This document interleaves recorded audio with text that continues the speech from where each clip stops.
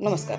आपण मैंने जानते कि नेताजी सुभाष चंद्र बोस 1897 मसीहा जानुरी मास 23 तारिख में पिता जानकीनाथ बोस एवं माता प्रभाती देवी औरसरू कटक स्थित ओडिया बजार जन्मग्रहण करते। पिता थे जड़े आईनजीवी एवं 14 जन भाई भौणी मध्य से नवम।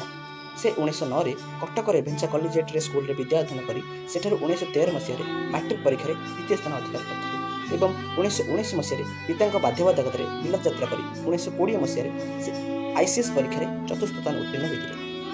से देशबंधु चित्तरंजन दास संस्पर्श आसी भारतीय जातीय कांग्रेस जोग दी 1923 में बंगाला प्रादेशिक कांग्रेस कमिटी गठन कले और 1924 से कलिकता महानगर में मेयर होते।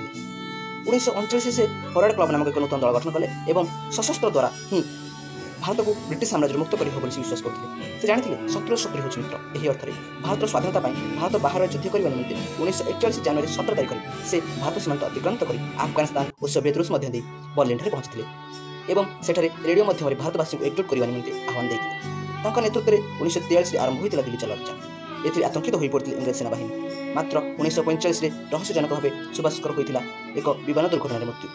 यह एवं भी प्रश्नवाची रही किंतु आज से चिरस्मरणीय। रामबाण था मते रक्त दियो मु तुमको स्वाधीनता देवी।